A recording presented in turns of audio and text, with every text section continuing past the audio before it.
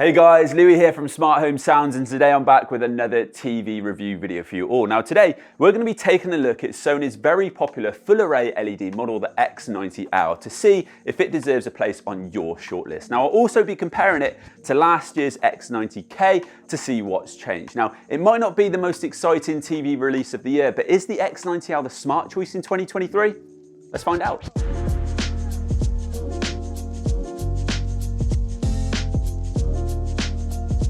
So this X90L is Sony's premium full array LED model, which sits bang in the middle of their 2023 TV lineup and could therefore be considered a mid-range Sony TV. It sits below their mini LED X95L model and above their entry-level full array LED model, the X85L. Now if you're not sure of the differences between the models, then you might want to check out our full 2023 range overview video linked up here as we cover all of the need-to-knows there. This X90L is available in a huge range of sizes from 55-inch all the way up to a massive 98-inch. Now there is also a 50-inch version for those after a smaller model, but that is called the X90S, which continues on from 2022, so won't have some of the upgrade that this year's model features. Price-wise, we are looking at £1,599 RRP for this 55-inch version, right up to £9 grand for the 98-inch version. So it's a more affordable option than Sony's premium OLED range, but still sitting in that more premium end of the market when compared with other TV manufacturers. Its predecessor, the X90K, was a hugely popular model last year, and this year's upgrade is promising some decent enhancements to make it an even more attractive offer. But in such a competitive market with TV manufacturers battling it out to create better, brighter, more impressive models, plus with the advancements in this premium end with OLED, QD OLED, mini LED and more, I want to know if this X90L is still good value for money and holding its own. If you're looking to pick up a new TV and you're based in the UK and would like to support us, then head to Smart Home Sounds and give us a subscribe if you find our content helpful and want to catch more reviews like this one.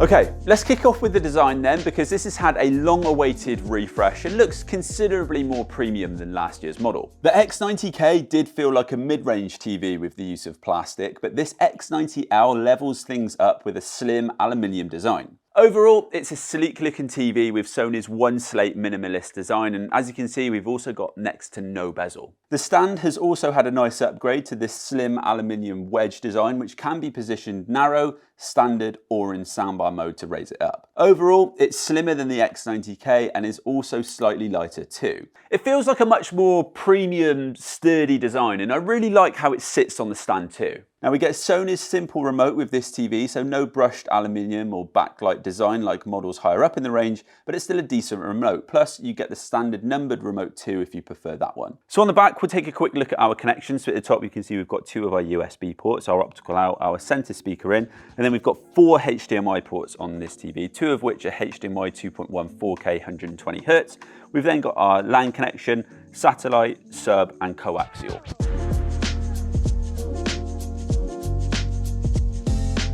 Now getting this TV set up was nice and simple. I think that brands really are getting better and better at the unboxing process and assembly, and it's simply a case of getting it out of the box and choosing the stand height that you want and then slotting them in. Now Sony have introduced some new eco features, and one of those is that they've cut down the packaging size by 15%, and they've also reduced the overall use of virgin plastics on these TVs by around about 60% or so, which is great. Now Sony Bravia TVs use Google TV as their OS, which I've said before and I'll say it again, is probably my favorite operating system that we've simply tested. It's quick and easy to get set up and personalized, it's intuitive to use, and all of your apps are there, and the recommended content is normally spot on, and it's not overrun with ads like some of the other operating systems are. Now we also get Bravia Core on this TV, which for those not familiar is Sony's own streaming platform where you can stream Sony content for free in up to 80 megabits per second, depending on your internet connection. So higher quality than the likes of Netflix and Disney+.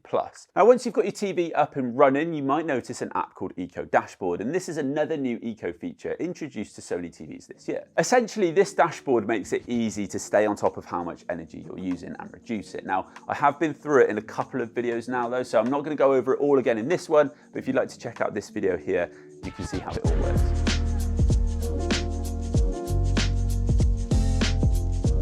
Right, what about the star of the show then? How does the X90L rank in terms of picture quality? Well, bear with me, because it's no secret that this year the X90L has undergone a bit of a bigger upgrade compared to some of the other TVs in Sony's lineup. And before I take you through my thoughts I want to run you guys through some of the key technology that's been updated for 2023. Now the X90L is a full array LED which boasts a VA panel with direct backlighting and local dimming. Now to put that into non-TV jargon, this TV has LEDs across the whole screen, and the power and intensity of those LEDs can be adjusted where needed. So you can get light where it's needed and dark where it's needed too.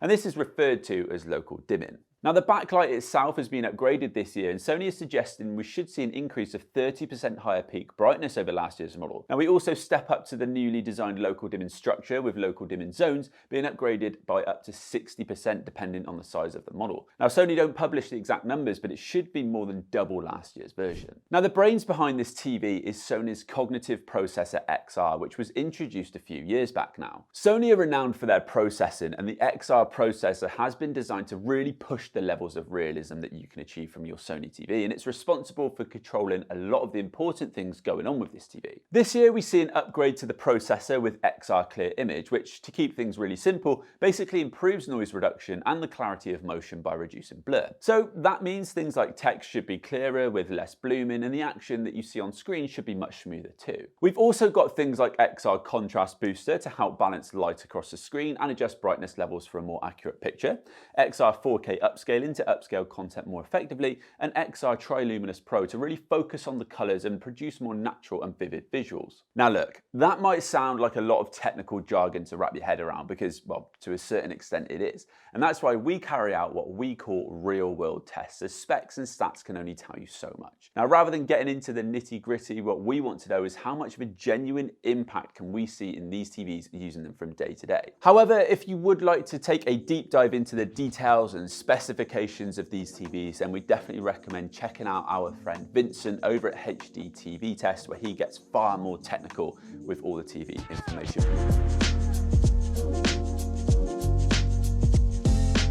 So I've got the X90L behind me alongside the previous iteration being the X90K. And the first thing that I want to take a look at is the difference in brightness, because supposedly the X90L has got up to 30% higher peak brightness in comparison to the X90K. Now I do think that on first impression, seeing them both here in this room side by side, that it is somewhat obvious that the X90L definitely is a little bit brighter, but I'm going to show you guys some side by sides to hopefully help that translate across on camera. So one thing that I've noticed right away is I do think that the Sony X90L does offer a picture quality that feels a lot more lifelike in comparison to the X90K. Now what I want to do is take a closer look at Rooster's face here from Top Gun, and there are a couple of things that I think are quite noticeable differences. Skin does feel noticeably warmer on the X90L, especially around the outside. So if you take a closer look at the top part of his forehead and around his cheekbone, that does seem to be a little bit warmer. So I also want to show you guys a scene from Avatar, as I think that this will also help highlight some of the key differences between these two TVs. So taking a look at this particular scene from Avatar, I would argue that the X90L is definitely brighter with those teal tones, and it offers an overall slightly more richer, more vibrant colour, and there's definitely more luminance and vibrancy in the greens. I do want to show you guys a scene from John Wick 4. So the robes feel actually black on the X90L, whereas on the X90K they do feel like the shadows in those darker areas have been slightly lifted, and it does offer more of a navy sort of blue tone in those areas. Now, I wouldn't say that either is better, it's obviously just different, and this probably will be a personal preference thing, but if you are after those true blacks, then you probably prefer the picture on the X90L. Now, of course, one thing that really is worth mentioning is that contrast is never going to compete with a model which offers pixel level control like with the OLEDs, but it has done a decent job for this type of TV. Now, in terms of whites, like I said earlier, the X90L actually does feel a little warmer than the X90K, which is something that I wasn't necessarily expecting, but it's only a subtle difference and I don't actually mind it. Now, we saw a lot of the difference in the scenes in Uncharted, where you can really see the cloud cover in the sky, and you can immediately tell that there's a little bit more of a yellow or green tint to the white balance. Now, I think whether or not you prefer this is going to be down to personal preference. Now, motion processing on this TV was pretty good, and action scenes and sport all perform well on this model. Now, there's a couple of different settings that you can toggle between to enhance your content and really get rid of that juddering sensation, which I know is an issue for some people. There's also the option to save these settings per source, which we would suggest doing because, like I mentioned in the A80L review, we preferred film mode being set to high for our movie streaming content and then low when testing any broadcast TV. Now, that's obviously just our personal preference though, and I definitely recommend having a play around to figure out what suits you best. Now, like we highlighted last year, one problem with these full array LED models with a backlight is the viewing angles. Now, sitting off center will mean that you don't get the optimal viewing experience with this model, as you lose some of the contrast and saturation in the picture. But I think this model does retain a better performance than most TVs around about this price point, and I think it's slightly better than the X90K too. Okay, on to how this TV has performed for Bloomin then. Now, it is naturally a lot harder to control with LED TVs that use backlights, but as I mentioned, Sony's more precise local dimming with this X90L should mean that we notice less blooming on this model. Now, I'll show you guys an example on screen now, and I think that there is a sense that Sony have prioritized image accuracy over blooming suppression on this model, as you do still get that haloing effect. Now, I do think that the blooming is less noticeable in real life, and I really wish that you guys were in this room to see what I'm seeing, as I think it's a lot more dramatic on camera. Now, I only really notice it when there is something very bright on a dark background or white text on a dark background. Now, I do also think that it's an improvement on last year, but if blooming is a big thing for you, then you might want to look at OLED or mini LED instead. Now, in terms of bright spaces, our showroom is really as bright as it's going to get, so I think it's a great test for this TV. Now, overall, I think the step up in brightness from the X90K to the X90L isn't as noticeable in this space as it was in our darker studio, but this model is definitely doing a good job to combat the brightness of this space. If you're really looking to push performance, then you could switch into vivid mode, or you can also play around with the settings and toggle on the advanced contrast enhancement and auto local dimming features to give it a bit of a brightness boost too. Now, annoyingly, this TV does have a semi-gloss panel, which means that when it comes to like big light sources in the room or windows nearby, they can create some quite annoying reflections sometimes, especially if you're sitting in certain angles. Now, you notice that I'm also wearing the white t-shirt, and my reflection is pretty noticeable, especially in those darker scenes. I think overall, as picture quality goes, you really are getting value for money with this TV. I've been really impressed by the brightness levels, the details, and the depth of both the colors and the blacks, and I do really see this as a bit of a dark horse this year, especially if you're not set on an OLED just yet. Now, different TVs and panel types come with their pros and cons, so I think it's a case of picking your battles and seeing where you aren't prepared to compromise. If you have a lot of off-axis seating angles, you are concerned about blooming, then this might not be the one. But if you're after accurate images and true to life colors, as well as great detail levels and brightness, then this could be a very good option for you. But how does it compare with the rest of the Sony range? Well, I've also spent some time putting the X90L head to head with some of the other big Sony models that we've got here in the showroom, and I've got a couple of thoughts to share with you guys over in the studio.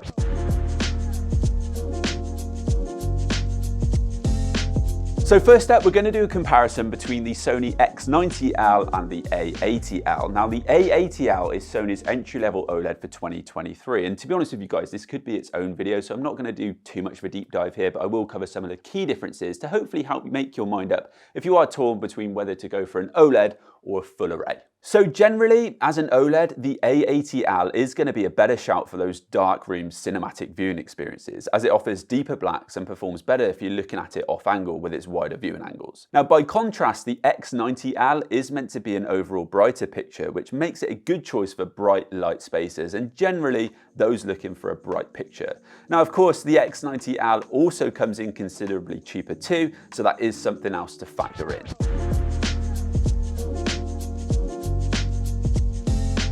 Now, another TV that you guys might be considering is the X95L, which is Sony's mini LED model. Now, this works relatively similarly to full array LED, but the main difference between these two is the amount of LEDs that make up the backlight. Now, mini LED TVs feature far more mini LEDs, and that means that you can get even more control over local dimming, which will give a noticeable difference in contrast and HDR performance. The X95L also offers wider viewing angles and handles reflections better with its X anti-reflection and X wide angle screen technology. Now, in all honesty, this TV has made me excited to test out the X95L, so make sure you stay tuned for that review once we get our hands on one.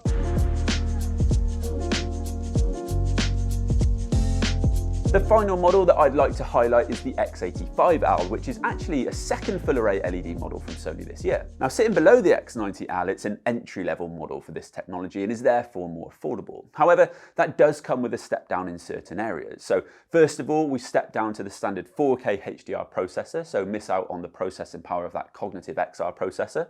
It also drops down in terms of visual enhancements too. So instead of things like XR 4K upscaling, we've got 4K X Reality Pro. Motion's dealt with a little less effectively on the X85L as it uses X motion clarity instead of the XR version, and you'll also get a slightly narrower colour palette with the standard Triluminous Pro colour enhancement rather than the XR equivalent on the X90L. You'll step up to a 30 watt max output rather than 20 watt with the X90L, and obviously you don't get things like acoustic multi-audio and acoustic center sync with this entry-level model either. Now don't get me wrong, it's definitely still an improvement on your conventional LED TVs, and I can see the X85L being perfect for a lot of people, but in a head-to-head comparison, it doesn't really come close to the X90L. So if you can make the step up, I would definitely recommend doing so, budget provided of course.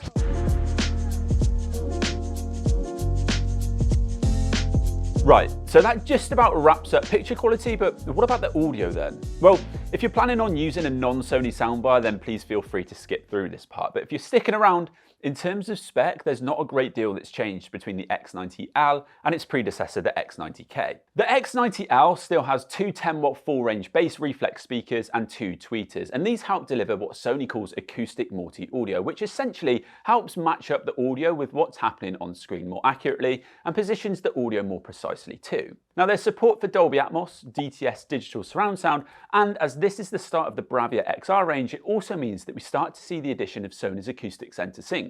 Now this just means that this TV is designed to work in tandem with a compatible Sony soundbar for improved performance, which is ideal if you've already got one of those at home or you're looking at going down the Sony route with your soundbar later down the line. From testing this one out, I think it does a decent job at what it's trying to do. Now dialogue is decent and clear too, and the soundstage was good enough for me, but I did find this one lacking a little when it came to depth and details.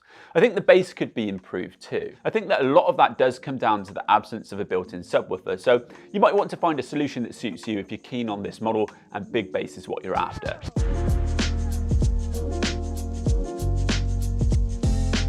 Right then, how does this TV perform for gaming? Now, just like the rest of the Sony TV lineup, this one is also branded as perfect for PlayStation. So you will get a few extra benefits when you connect this up to your PS5, including auto-calibrating HDR tone mapping for games, but you'll want to just double check the settings to make sure that everything's perfectly tuned to your preference. Now, there's also auto-genre picture mode too, which will change your picture mode depending on the genre of game that you're playing. Now, a big thing for Sony this year though is their new game menu, which is something that we've been waiting for them to introduce for a long while now. So if I just click the menu button on the remote, you can see here that we get quick access to these game settings. Now, the first setting that you'll see is the VRR toggle, and obviously you can turn this on and off depending on what you fancy. But what's really handy is that whichever setting you end up choosing, it will automatically follow through onto your PS5 settings, which is a nice little touch. But it is worth noting and bearing in mind that this setting will increase your input lag. Now, next up, if I move over one, you can see we've got our motion blur setting. And basically this can be set to low, medium, or high. And essentially,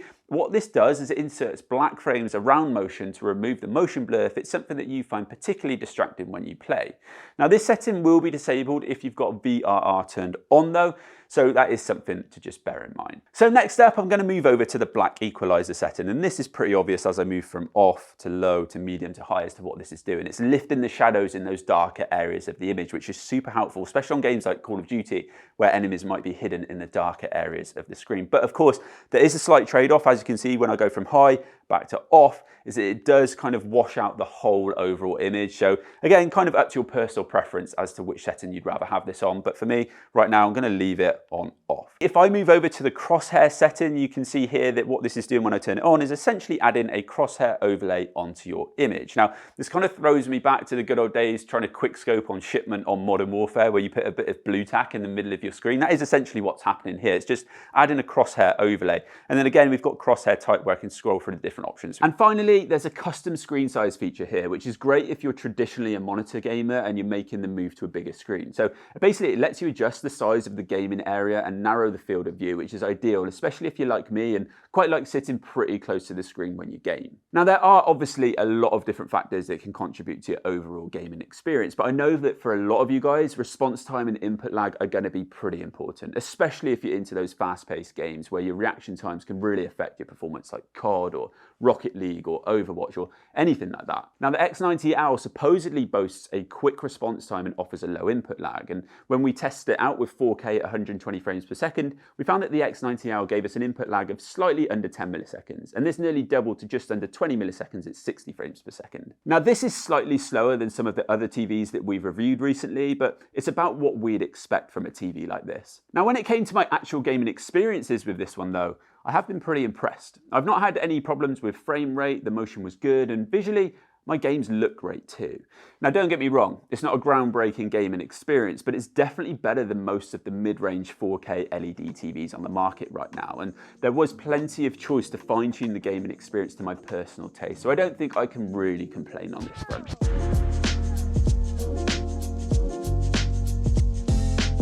Sony's X90 range has been one of our favourites over the years for offering an impressive performance, sitting in the middle of their range and offering great value for money.